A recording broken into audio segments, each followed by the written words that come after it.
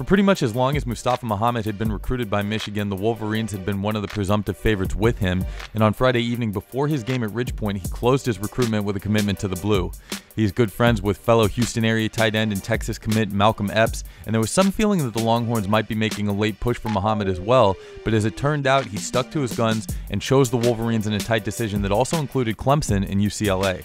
When Muhammad's recruitment first started taking off in the spring ahead of his junior season, he showed a lot of ability as a receiving threat. His length and catch radius and ability to make some tough grabs kept him as a fringe Rivals 250 prospect through this point. Although he hasn't put up gaudy numbers so far in his senior season, he's continued to develop physically, and I think he has the build of a guy that can come in and find an early role in that Michigan offense. What's going to be interesting to see when he gets to Ann Arbor, though, is how much he's going to be asked to block and if he's made enough progress in that department before getting there. Like I said, he's filled out nicely as he's gotten older, but he's always been looked to as a pass catcher first and foremost. One of the things that he said attracted him to Michigan early in his recruitment is the number of tight ends the Wolverines like to keep on their roster, so he very well could carve out a role purely as a weapon in the passing game, and that would suit him just fine.